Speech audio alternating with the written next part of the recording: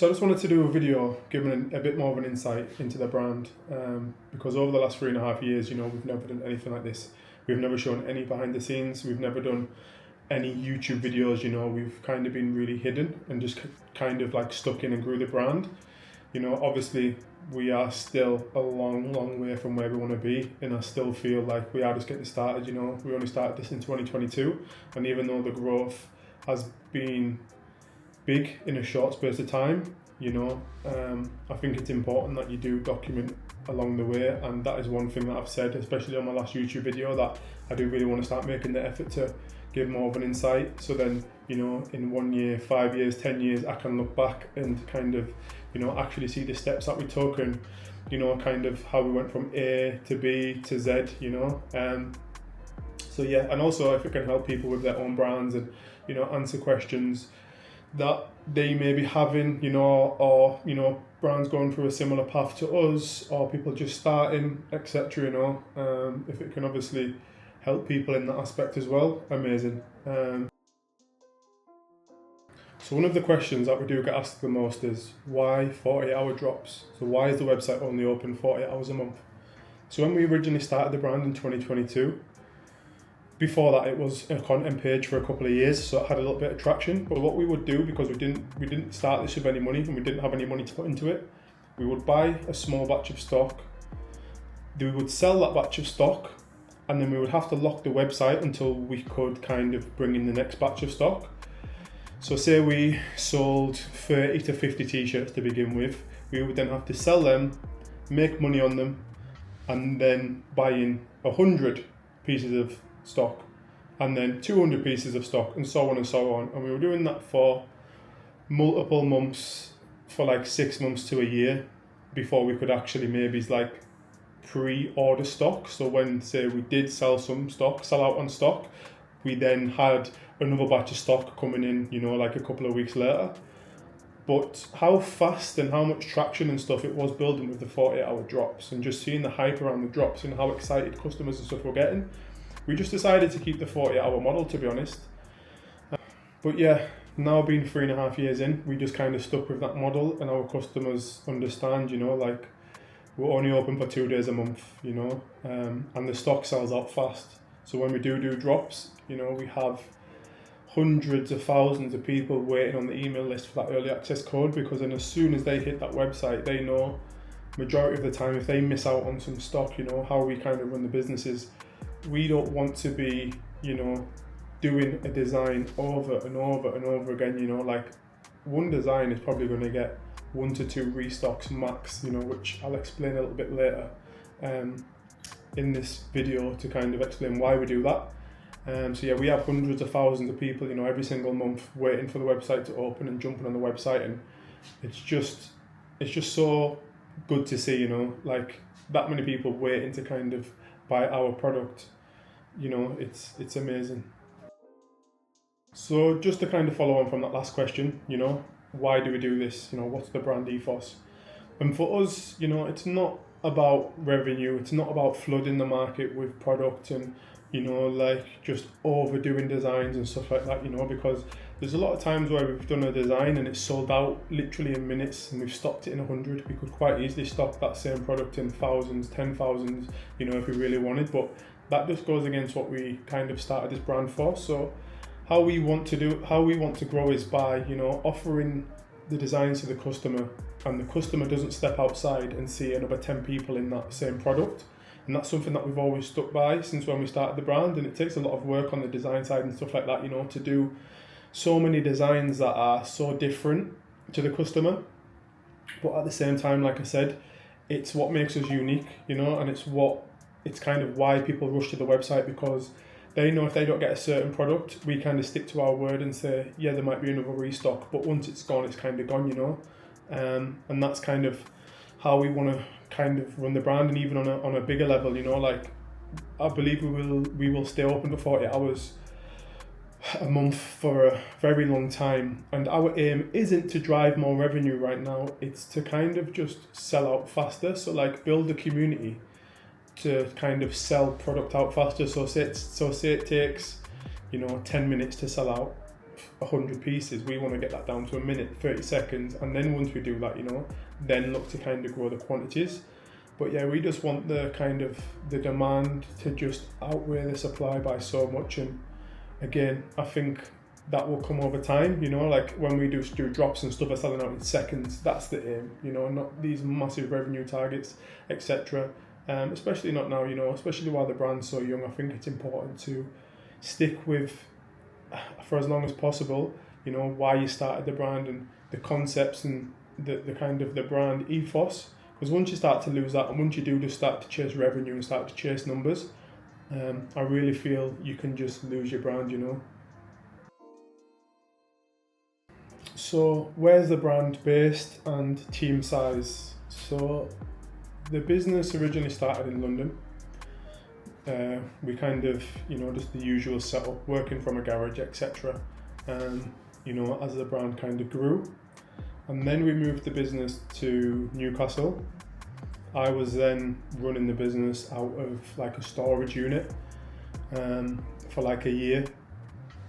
And then we decided that we were going to move into a fulfillment centre. So we moved into a fulfillment centre in London.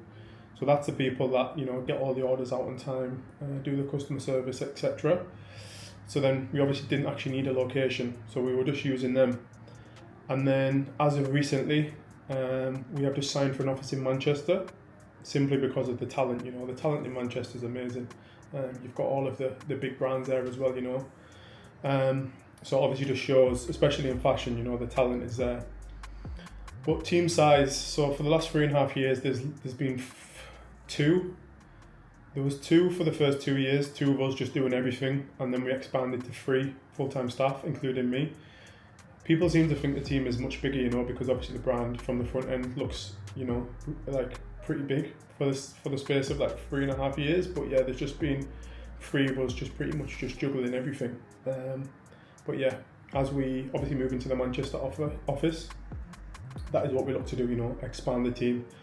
And I will do another video on that. So once I am in the office, I want to talk more about, how we have expanded the team, because for me, I feel I really want to invest into the product side of things, the design side of things, But yeah, I'll touch upon that on obviously another video once I am in the office. So, 5-year plan. Yeah, to be honest, we just want to continue to grow the community, That's the main focus. Do a lot more around events, pop-up stores, like do actual offline stuff and not just constantly online stuff, like actually create that bond with the customer, but in real life. I think that's the most important. We really want to try and push that this year. Another one of our goals is to, our product at the minute is really, really good. The quality is amazing, the fits are really good, but you can never just be satisfied. And I feel that's next, especially growing out into different product lines. Like we've only just done outerwear, we've done 2 coats. We've never done jackets, we've never done denim, we've never done pants, we've never done footwear, headwear. We really want to push accessories, That's just goals for this year, to be honest, and not even like a 5-year plan. But yeah, over the 5 years, like I say, we just want to really grow the community, sell out a lot faster. That's my main goal at the minute. It isn't to order more stock, to drive more revenue. It's to, like I've just said on the previous question, is to go from selling out in an hour to selling out in 30 minutes to selling out in a minute to selling out in seconds, And then that's when we'll kind of up the quantity. But we always want the demand to outweigh the supply, and that's always how it will be, and that's always how it will work with the 40-hour drop model. And people rush into the website, that excitement, that buzz it builds, I feel that can't be replicated, So yeah, we'll always kind of make sure the demand way outweighs the supply. And like I say, we always want it to kind of be where somebody steps outside and they're not seeing multiple people in the same top or the same hoodie. Like when we say we're doing 100 pieces of something, or when we say when something is sold out, we're not bringing it back, we really mean that, because yeah, otherwise we're kind of going against what the brand is about, So yeah, the goal is really to just, get an office this year, really look to expand the team, and obviously whether it be a year, whether it be 5 years, the plan is the same. We don't have any revenue goals, obviously the revenue will grow with the business, the revenue will grow as the team grows and so on, but I mean, just in terms of like actual brand goals, it's building the community and connecting with the community so much better, so much more, and then obviously doing exciting things, giving back, and inevitably that's just going to bring in new customers anyway. So yeah, that's kind of our 1 to 5 year plan, So we take inspiration, to be honest, from the 90s, like films around the 90s, like some of our biggest designs that we have done have always been inspired by like vintage tees that are like 20, 30 years old. We try to kind of replicate them washes, we try to replicate that distress, because I just feel like, like old NBA t-shirts, old sporting t-shirts, old films, Scarface, stuff like that, in that era, that is just what inspired us the most, because it wasn't like today where, it's kind of that everyone's getting cancelled, you can't say this, you can't do that, I feel back then it was just so rebellious, people wore what they wanted, people kind of done what they wanted to a degree. It's just like, I just feel that kind of era was so much better than it is today, and that's kind of where we take our inspiration from, like when we do like pop-ups and stuff, or photo shoots, we really try to portray that, that nostalgia, but it's because that's where we get most inspired from. And when we do look to do pop-ups and stuff like that, we want to be doing like somebody's bedroom from like the 90s, early 2000s, we recently done a shoot for November, and that's exactly what we've done, and that went down crazy, because it's us to a degree. And I feel like with a brand, the brand needs to be you. Don't try to be anybody else, because every other brand is them, it's their founder, it's their owner. So if you're trying to copy them, they're already one step ahead, because they are that person, what that brand is trying to portray. So for us, we just try to keep it real and just kind of do and design what we like, and especially on photo shoots and stuff like that, it's just so us. So yeah, that's kind of where we take inspiration from, is the 90s and the early 2000s, and again, that's kind of where the name comes from, even though we don't take inspiration from the 80s to a degree, it's just kind of within that era. And I feel Club 984 as well has that like feeling to it, it just feels nostalgic, So my tips for brand owners, or anyone in fashion, designers, etc. So I originally started clothing when I was 16. I had my first clothing brand, but unfortunately that failed when I was 25 in like the COVID era. So I'm now 29. So I've been in clothing for 13 years now. Obviously Club 984, I've done this for 3.5 years. But what I have learned over the 13 years is the main thing is just be yourself in terms of in the brand, it's like the brand is a big representation of you.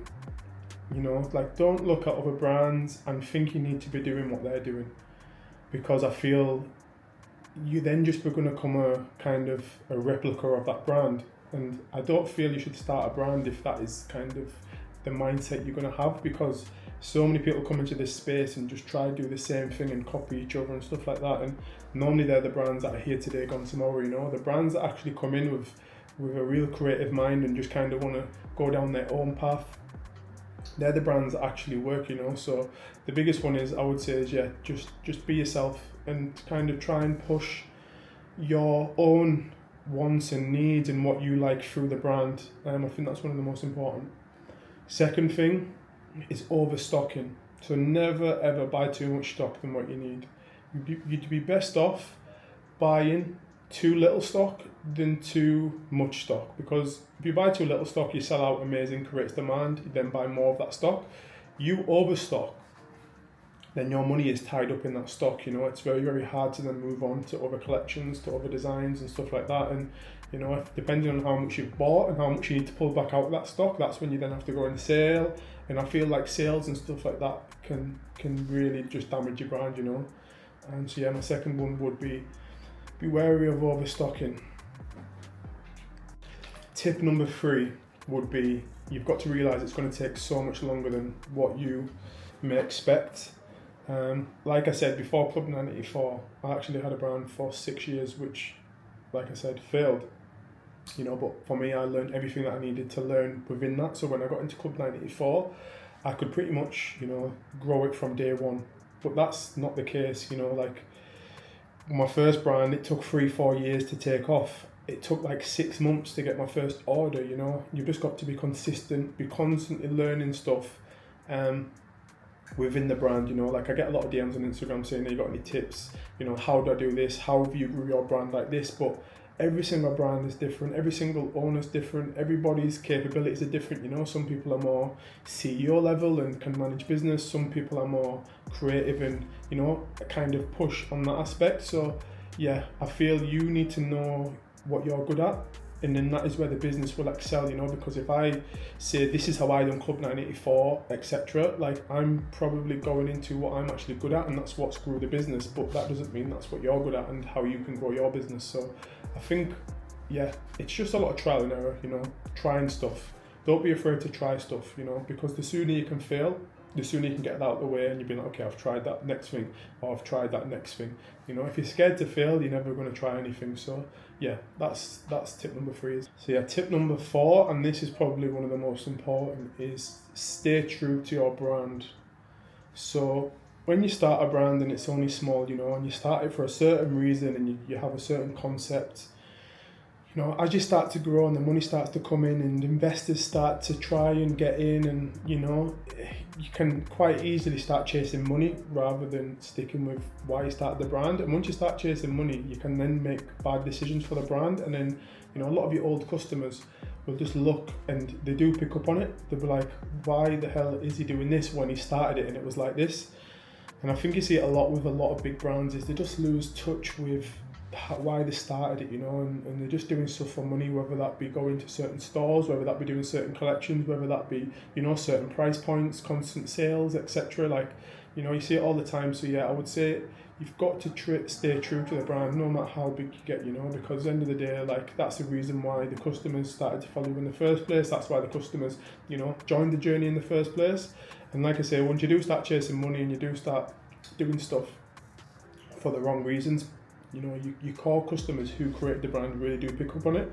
And whether that be, the wholesale that you go in, the stores that you go in, how your content is shot, the influencers, the celebrities that you work with, it's all got to fall in line, Because if your website or your content is one thing, you want to be like this premium sort of luxury sort of brand, but then you're working with like an influencer from, like a low tier TV show, or, it just doesn't align. Do you know what I mean? Everything needs to align. And that's one of the biggest things, like just connecting the dots. Like I say, from your website to your content to who you work with to the wholesale doors that you go in as well. That's another big thing. Everything's got to portray your brand in the right way. Because if it doesn't, yeah, your customer picks up on it, the brand, it'd be very, very hard to make it work if you're not connecting the dots in all areas. So yeah, I'd say that's one of the big ones. But yeah, I'm going to wrap the video up there. That was just a little insight from me into the brand, and yeah, just some tips for obviously brand owners. We have a busy couple of weeks coming up, we have a busy year coming up, next week I'm in LA shooting the first campaign of the year, which is exciting. And then the week after that we move into the new office, and then the week after that we have some new starters. So yeah, I'm just going to try and video as much as I possibly can, and like I say, give as much insight as I possibly can. So yeah, exciting couple of weeks.